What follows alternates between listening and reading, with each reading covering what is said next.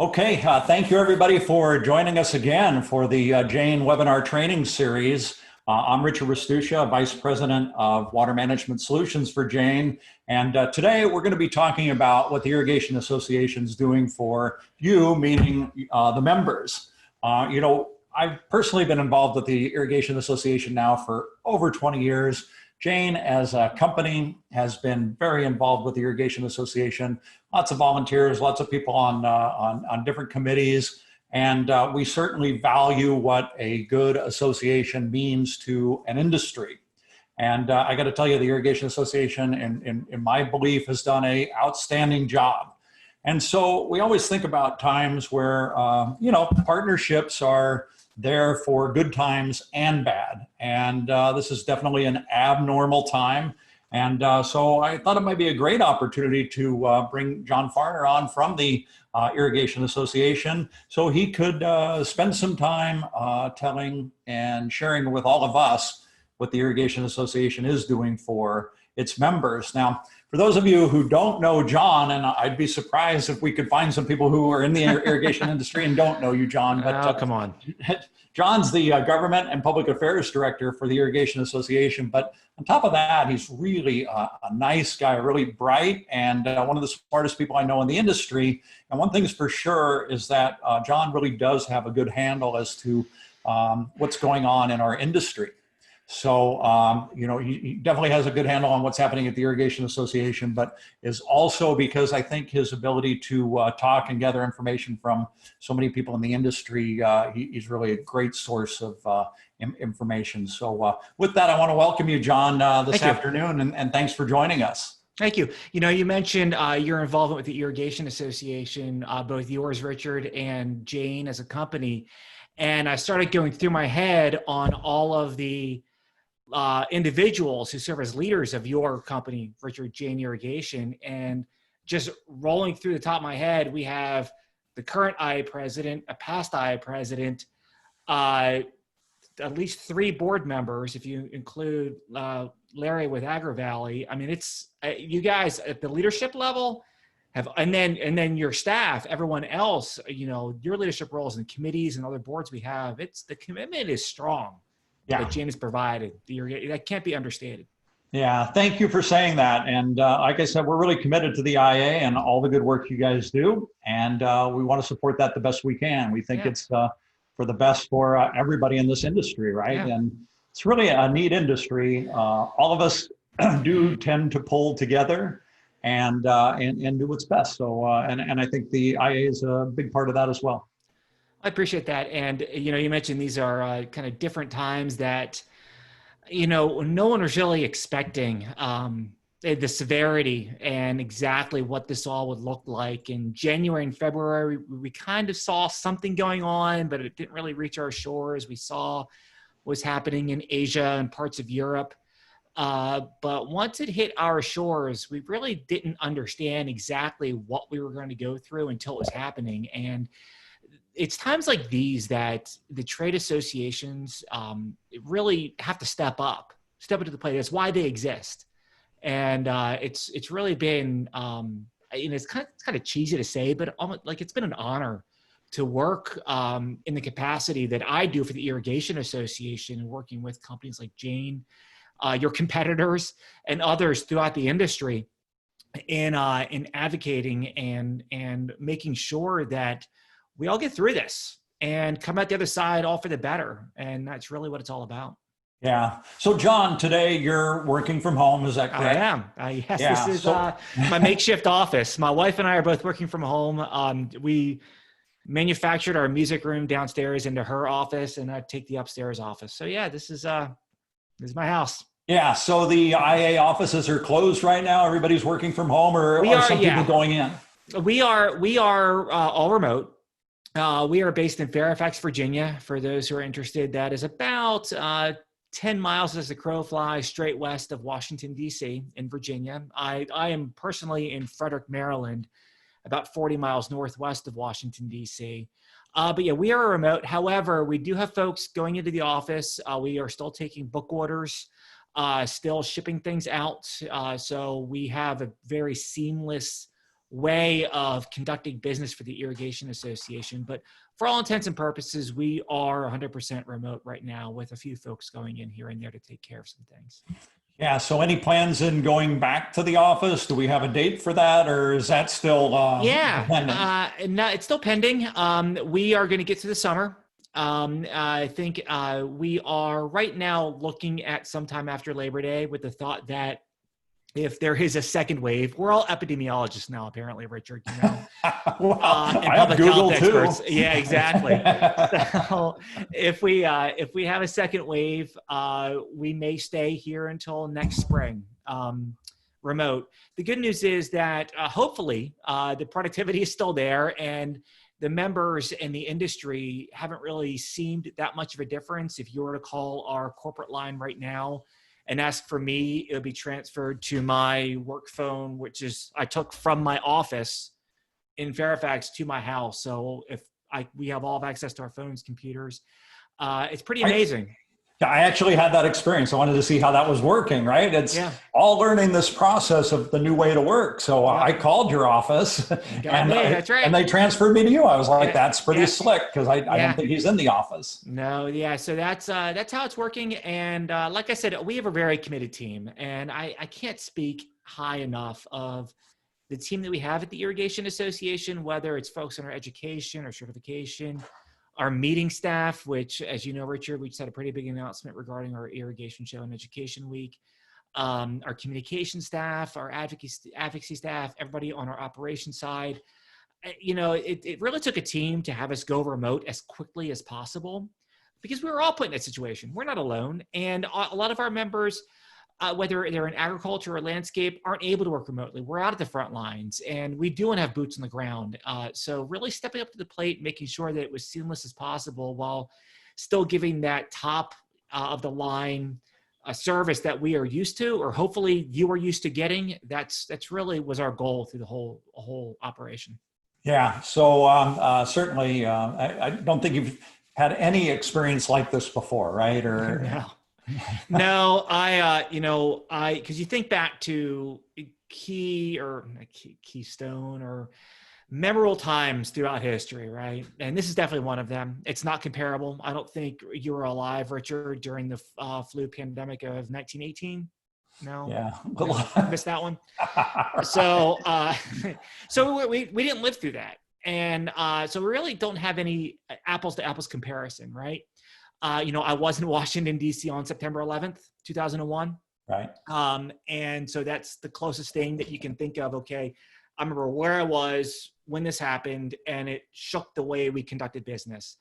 But no, we we're thrust home. My kids are home now, doing remote. They just finished up remote learning for the year. So that took a lot of time and effort, and that balance is difficult to do. And yeah, so we're all adapting as much as we can while doing the best we can. Right. And just like these webinars, right? They came out of this, right? As another way to connect with customers. So, I think back in my mind to March, and I saw certain triggers that I said, uh-oh, this thing's really, this is a lot worse than I anticipated. Yep. What was it like around the IA in March and early April? And what were you guys seeing and thinking at that time? Well, we had our fly-in on the first week of March. So it was like March 3rd, 4th, 5th, around there. And we thought nothing of it. In fact, we were on the hill. I was walking to a meeting across the Capitol grounds, and I saw Vice President Pence's motorcade. You live in DC long enough, and this is just history or just culture.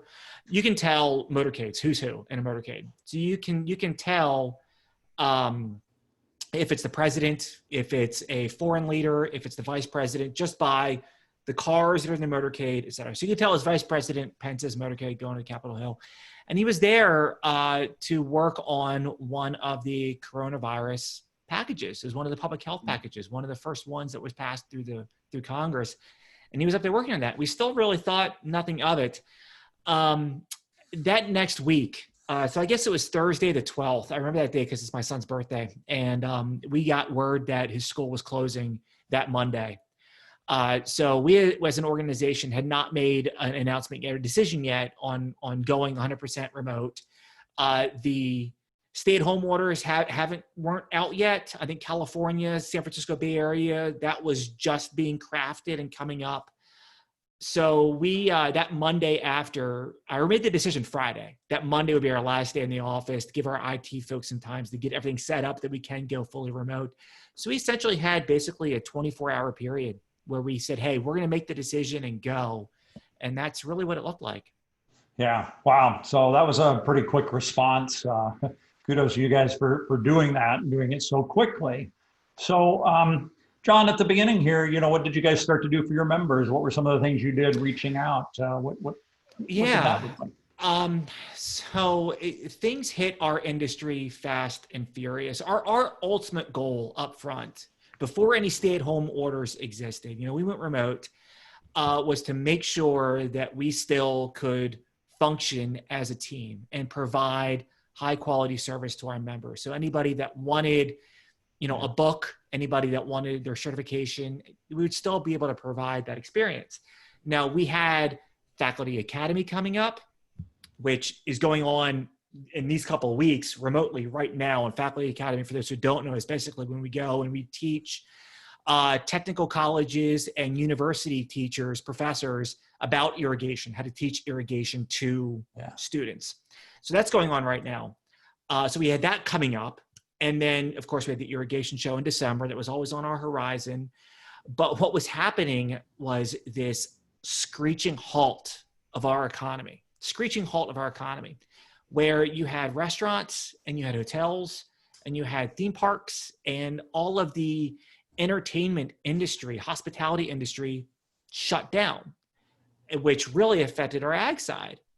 And then you had the stay-at-home orders significantly affecting our landscape side, where in some states, because you were driving around in a pickup truck that had irrigation on the side, you were getting pulled over by the police. Yeah.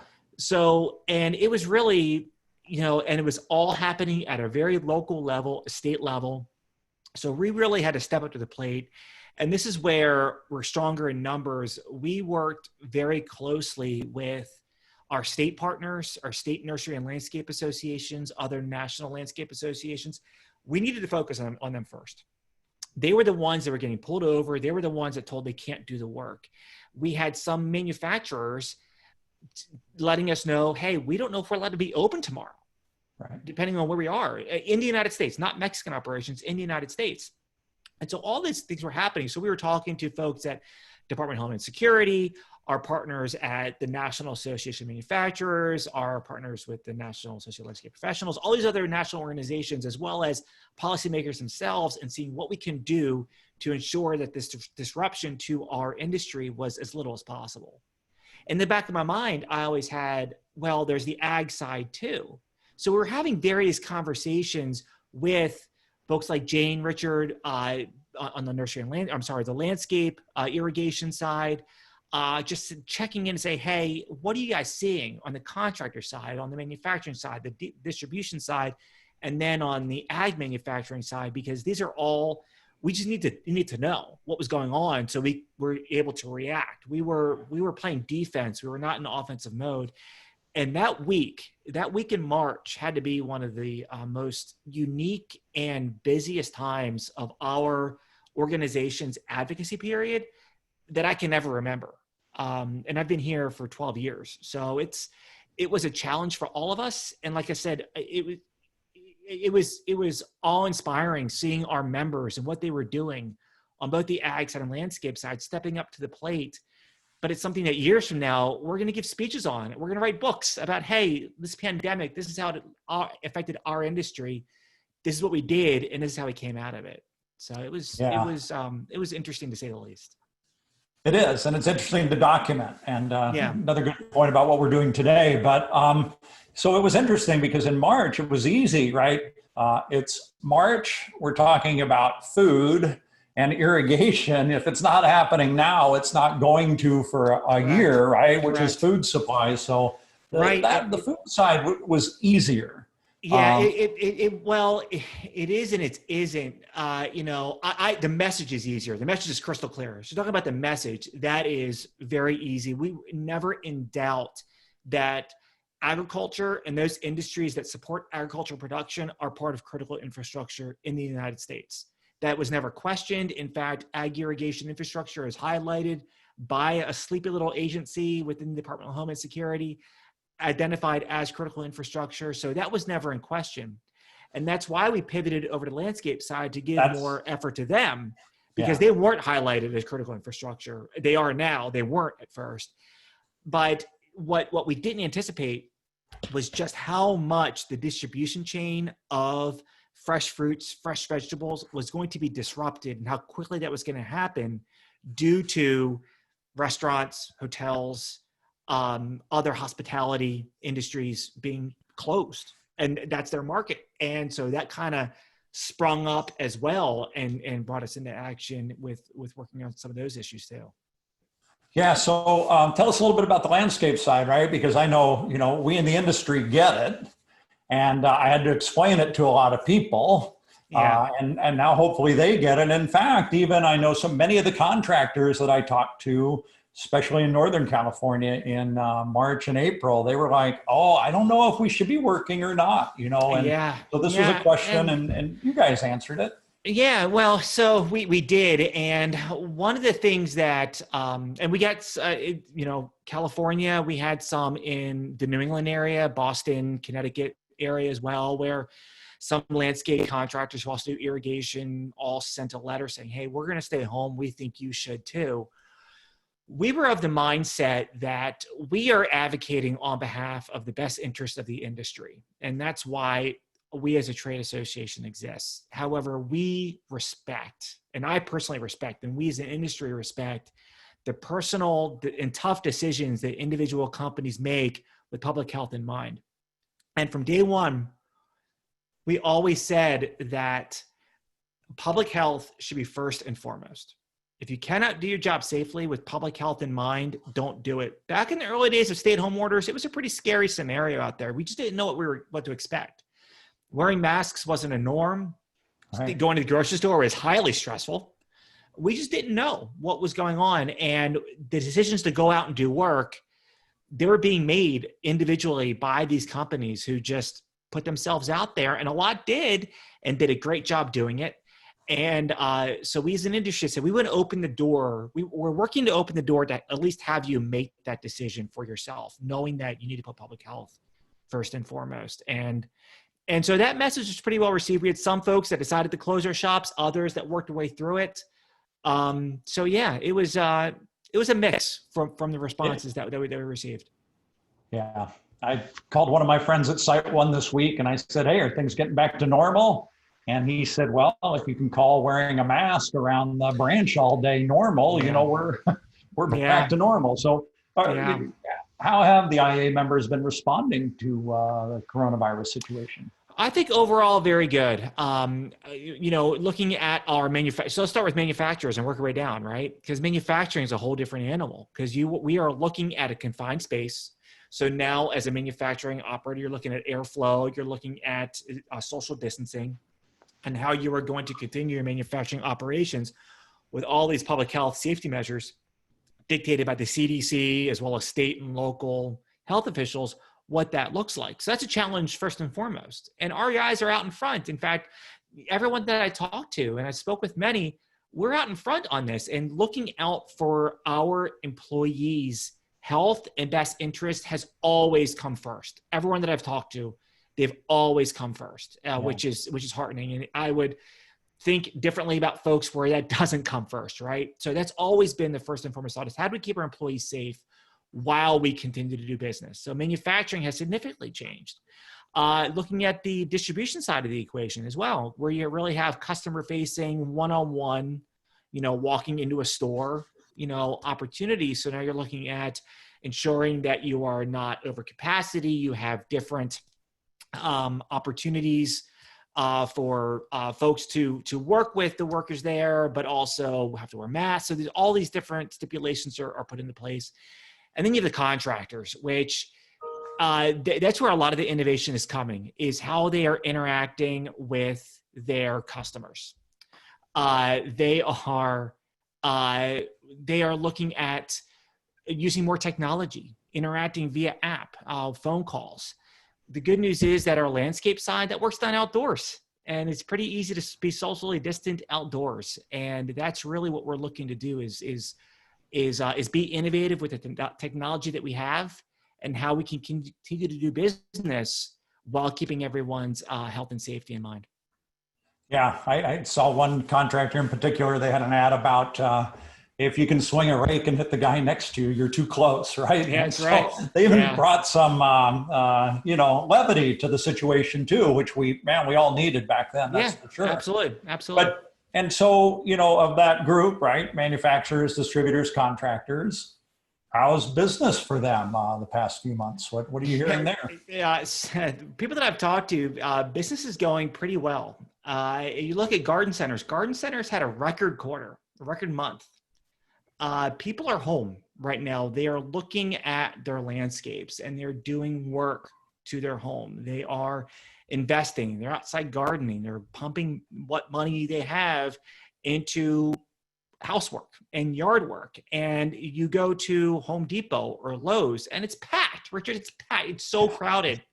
Every weekend, seeing the amount of cars in those parking lots is astonishing. And that's where people are. And that's good news for the industry. I think that now more so than in my lifetime. And I think since the days of World War II, that people are really valuing their landscapes and what landscapes bring to the industry, where we're seeing victory gardens pop up, right? Yeah. And that whole concept. And that's just an example of being outdoors and spending time with your family, and the value that grass and trees and shrubs all bring to your happiness and health equation. And so, yeah, I'm not surprised at all that we are continuing to be busy this year, and that's great news. We'll see what the economy does. I have some concerns about next year, but hey, I will take any victory we can and try to keep it growing from here. Yeah, that's true. I talked to a contractor yesterday, and he said now that everybody's working from home, they think they can keep an eye on their contractor. So they're asking for more work to be done because they can supervise the projects. And yeah. He said he's busier than he's ever been. I've never spent so much time looking at my lawn and my yard as I have the past 3 months. So, and seeing how it grows, and what my own personal contractor is doing with my yard. So, and that's across the board. And hey, I'm very happy because we could be in a different industry that was hit much worse. And so, like I said, the economy is going to do what's going to do, but right now we need to just, embrace this focus in the landscape and the value that people have to their outdoor spaces. Yeah, definitely. So did you see any creative hacks that anybody's using for social distancing? Have you come across, or has it been mostly the standards? I'm going to say two things. One is kind of controversial and the other not so much. Yeah. The one that's controversial is that I've actually seen some contractors not do what they're supposed to do. And I would like for them to do what they're supposed to do. Packing 5 people into a cab of a truck is not what you're supposed to do. I encourage everyone to, be smart about and what public perception is going to do to your company and the industry, where if we see a bunch of workers packed into a truck driving to a job, that it's not going to be seen very kindly on your company or our industry. It's not the norm. I think the norm is people doing good work, taking various modes of transportation to job sites. When you're interacting with customers, you're staying outside, you're wearing masks when you're interacting with customers. It's all very smart. And I think we've seen more of that than others. But I encourage, whether you're a small contractor or a large contractor, or you're a, distributor or whomever else, look at best practices. We have our own guidance from the irrigation.org perspective on our website. I encourage you to look at your state organization in Canada, your provincial organization. I know there's some folks from Canada on our call today. look at your provincial organization and what their recommendations are. But yeah, I think there are some good, hacks, as you put it, Richard, where, people are not going into homes. They're staying outside. They're using technology more. And this is all for the better for industry too. I think a lot of what we're doing, we are going to go back to somewhat normalcy eventually, but a lot of these practices that we have are actually pretty good practices to keep around. Right. Yeah, no, I agree. And certainly if I'm dealing with a contractor and he's not adhering to the social norms of distancing right now, or he doesn't have a mask, I'm starting to question other things about his business. And so, yes, from a consumer standpoint, I would want to really be representing myself the way I was, and that is safe. Correct. I agree completely. Yeah. It's all about perception, whether you believe in it or not, masks or not, science is there, and it's all about perception too. So it's all about the customer, making them feel safe around what you're doing. Yeah. So John, going forward now, we this is how it was initially. That's how you guys helped. Going forward, what are some plans that you have for your members, over the next few months? Yeah. Well, there's a lot we have planned, Richard. My goodness. Like I said, we made the decision pretty early on in early April to bring our faculty academy remote. And now the audience for that, like I said, is they are teachers at community colleges, they're professors, folks that want to learn about how to teach irrigation, the different technologies that are out there for irrigation. We have one that's focused on landscape, one that's focused on ag. So that was really our test, right? Right. At the same time, our board of directors got together and said, we really need to look at the Irrigation Show and Education Week in December, the first week of December, that was going to be held in San Antonio, Texas. And, right now it's June. This decision was made, I believe, in late May. And they said, first we need to put a survey out there and say, hey, would you come to an irrigation? Knowing what you know now, would you come? Right. With more than 50% saying probably not. And once we hit that mark, we said to ourselves, you know what, with the board's leadership, of course, and you being on the board, Richard, you imagine how this conversation goes. It's very, we have very involved board members and all very smart people from different perspectives. Said, it's probably for the best case to not only be fair to our members, our exhibitors, and our attendees to plan for the future, but also be out in front to develop content on the IA side that we can provide to our industry between now and December as well. So we pulled the trigger, made an announcement earlier on, basically saying that the 2020 Irrigation Show and Education Week is canceled. We will be going back to San Antonio eventually. Next year, we're in San Diego. And between now and then, we are going to be holding a lot of different types of engaging opportunities for members and non-members alike to interact with experts, technology experts throughout the irrigation industry, and try to give them some sort of engaging experience that they would have received at the irrigation show throughout the summer into the winter. We will still have our education week, that first week of December, that is only going to focus on our IA University classes. But all of the other ancillary, industry insights, what used to be called the technical program, those are going to be sprinkled throughout, July, August, September, October, November, into next year. Again, working on engaging the attendees and our membership with providing them pretty high level discussion points and topics that are really relevant to the irrigation industry. The key here, I keep saying engaging. We need to be different. We need to be involved. We need to be engaging. It just can't be us up there giving presentations on PowerPoint. We need to understand what our members, our attendees want out of this throughout the next, 8 months until we can come back together at some point and try to provide to them what they want. Nothing can take the place of an in-person experience, Richard. As much as I love talking to you via Zoom, I would much rather be talking to you in person. And we are a very in-person industry, and the irrigation show thrives on that interpersonal connectivity. And with social distancing in place, and we'll probably more than likely still be in place in December, we just couldn't provide that level of service for an in-person show. It would not be something that the IA would be proud of. So anyway, that was the decision point. And so we are, the next few months really looking to really up the amount of offerings we have in those capacities. Yeah, it's really a tough position the IA was in because you guys had to make the decision early enough because many people were making plans today for December. That's not unusual. You know what your booth's going to look like, who's going, what you're going to present. If you're teaching a class, this is all part of it. So it's not like you could wait till October, November. Then you'd have some people really upset.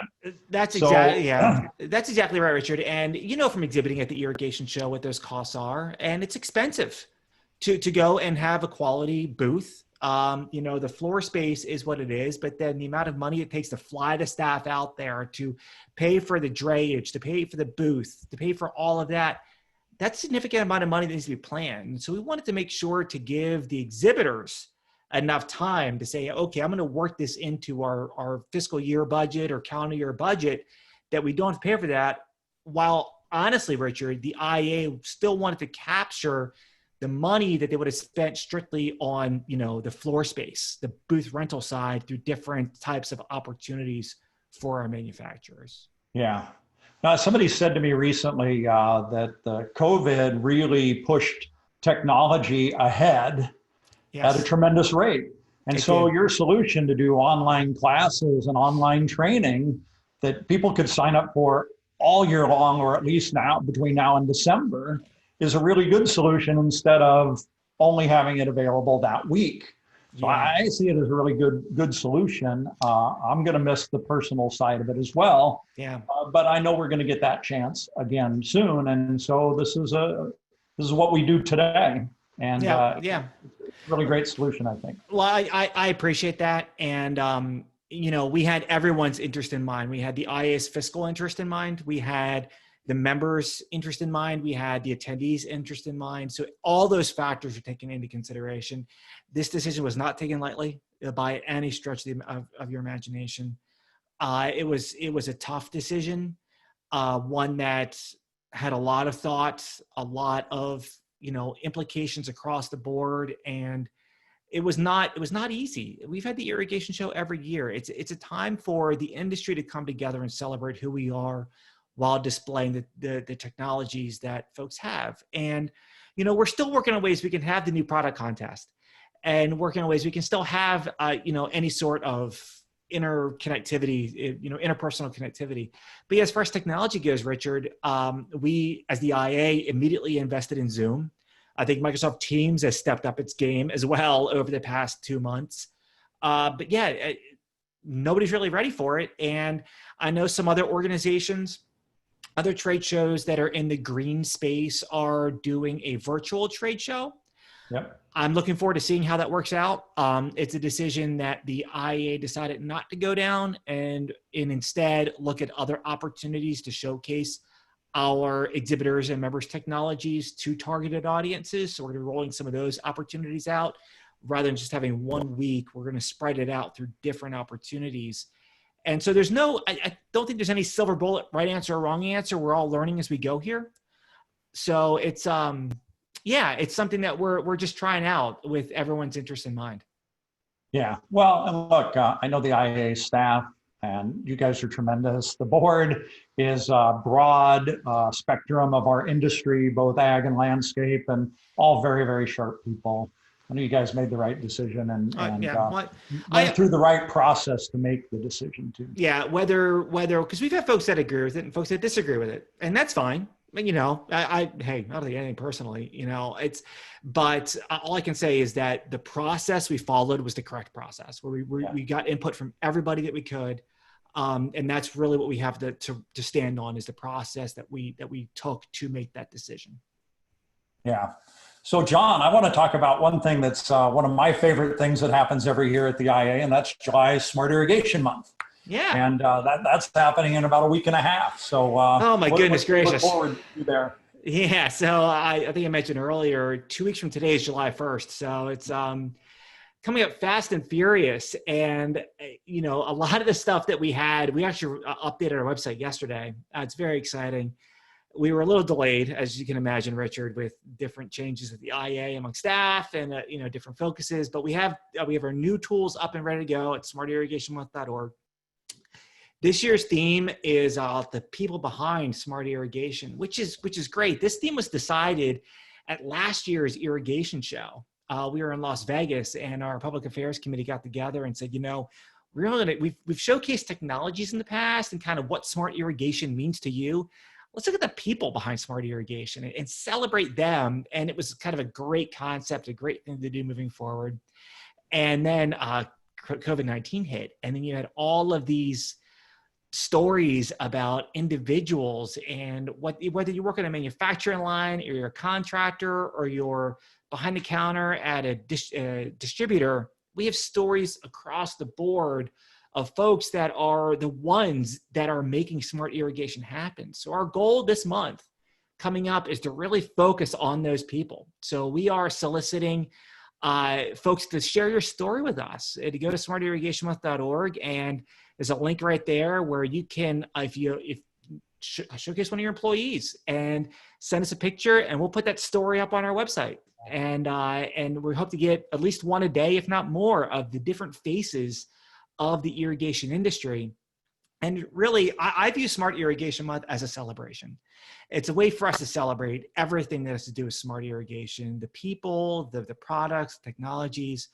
It doesn't matter. And then all the benefits, right? The conservation, the yield, everything that comes from irrigation, the yards that we are enjoying right now, the food that we're eating right now, all relies on irrigation. And it's a way for us to celebrate that and get our message out there. So having us focus on people this month, we're kind of clairvoyant when it came to kind of the right message to have this month. I really wish it was under different circumstances. We can all come together and give everybody a big hug. It's just not possible, but we're pretty excited about it.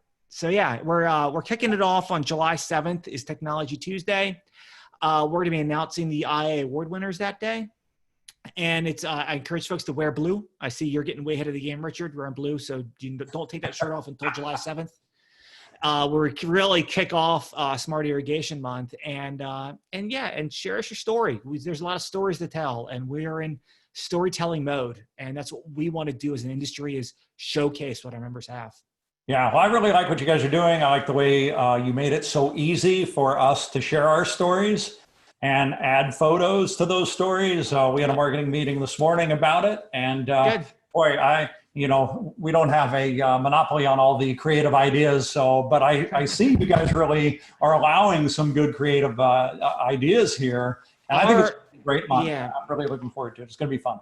The volunteers that we have on our public affairs committee, our communication staff at the Irrigation Association is just top notch, Richard. It makes my job easy, where, it's all consensus. It's all working off from each other. There's not one person that has this great idea. It's really a team. It's a team of volunteers and then professional staff that come together and really bring all of us together. And I can't say enough, of the support that we've gotten from our members and non-members alike for Smart Irrigation Month. And then just the talent that we have at the Irrigation Association staff side to really pull all of this together, to take an idea and a format and translate that to, okay, let's do this. And we can do this via social media and pictures. And it's great. And it's really a case study of how these different components can come together and take an idea into reality and push it forward. Yeah. So John, I know we didn't talk about this ahead of time, but Watercon, remember Watercon? I do. One of the most fun times I've had, especially with every water conservation nerd in the country was there. Yeah, it was a blast. Any ideas for things like that coming back in the future? Of course, that is getting together again. Yeah, I love you brought that up, because we always, our water conferences, it was like Water Nerdville, USA, where we really nerded out, didn't we, over everything water. And I remember, I'll never forget. I forget where we were, Richard, but our keynote presentation was so Colorado has a water court. And it was the Supreme Court justice from the Colorado's water court came and spoke. I don't know if you were attended that one or Yeah, not. yeah. I was there. Yeah. But he just got back from vacation down in Mexico and toured all of like the Mayan or Incan ruins and about the original irrigation canals. So his whole presentation was basically photos from his family vacation down there, which is pretty interesting. So, but we are always looking for opportunities to get our message out there to the right audiences. And what I don't want, Richard, is for us to just kind of talk to each other. I want us to talk to, the folks that are making decisions, the folks that we partner with. I know you talked to some property owners via, I think, some webinar and some education opportunity recently. It's those kind of folks, water providers. That's who we want to reach out to and discuss when it comes to the landscape side specifically. And we have toyed with the idea of resurrecting that thing from the dead. It wasn't like, Old Yeller. We didn't take it out back and shoot it in the head. We put it down for a little while, and knowing that we might bring it back up in the future. And I'll be honest, some of the ideas we have floating around out there, at least on the virtual side, is to have that kind of conference virtual this year that may expand in years future to be in person. So these are things that we're talking about right now, but yeah, it's if the interest is out there, we definitely want to bring that up and put it together. Yeah, that's great. I probably talk about Watercon at least once a month in my different presentations around. I always like to get a show of hands of who's been to Comic-Con and who's been to Watercon. Yeah, it's and which one is more important, is my point. My kids would say Comic-Con is more important. Right. Even the parents say that. Yeah. And if we can get J.J. Abrams on a panel at Water Conference, then then we'll bring it back. Right. So, John, you've been great today. I know everybody's really enjoyed hearing about what the IA has been doing, and I just wondered, do you have any final thoughts for us this afternoon before we move on? No, I appreciate the opportunity, and you've been very kind to both me and the IA, Richard, during our conversation here. But in the next months ahead, as we move into the winter months, into next spring, I encourage IA members, non-members alike, to reach out to us. Let us know what you're seeing, what you're doing, what kind of content you would like. We are trying to build out as much as possible. That, opportunities, education, anything from best practices during quarantine to just your run-of-the-mill, what we talk about all the time, and the importance of water conservation through irrigation and et cetera. So we're gonna have an open dialogue.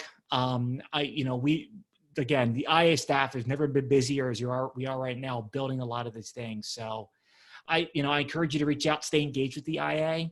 On the advocacy side, there's always opportunities to get involved with us and what we're doing, either a state or provincial, no matter where you are in the North American, countries. So yeah, it's I appreciate the opportunity to talk about what we're working on. Yeah, and I know my good buddies is on here from the great country of Canada. I'll be getting a haircut on Tuesday. So, the first time in 4 months. I'm usually a very short-haired person, so Tuesday is my day for a haircut, which I'm very much looking forward to. Yeah, and for those people who can't see the chat, somebody wrote in that John should get a haircut. And then I believe you called me a hippie too. I know who that is. I'll get back to him. Don't worry. Yeah. And somebody else asked if we wore costumes at Watercon, and I'll just say the same costume I'm wearing today. Yeah, I have to go. One of our good friends, Richard, is Warren Gorwitz he's now with Hunter Industries, and he has a costume that he wears sometimes out of his races. So I'm gonna have to bring that out of retirement and have him put that on. So yeah, maybe we'll have to do that. So definitely. So anyway, John, thanks again. Now, you were mentioning different groups, committees, associations within your association. People can go to your website and find all this information. Yeah. Irrigation.org is our website.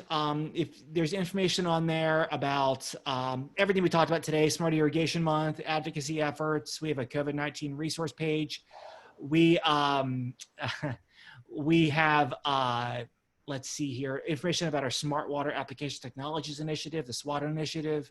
which is our group partnership with water providers working on testing protocols for different landscape irrigation technologies, as well as our interaction with the water provider community, looking at awards, case studies, and things like that. So all that information is at irrigation.org.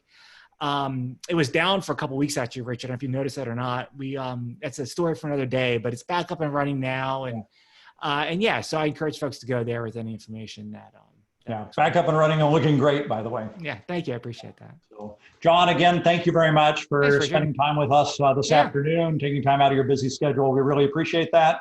And thanks to all of you who joined today. Really appreciate that as well. And we're going to be back on Friday at lunchtime talking about filtration and filters for agriculture. So again, thanks again, and we'll talk to y'all soon. Thanks, Richard. Thank you.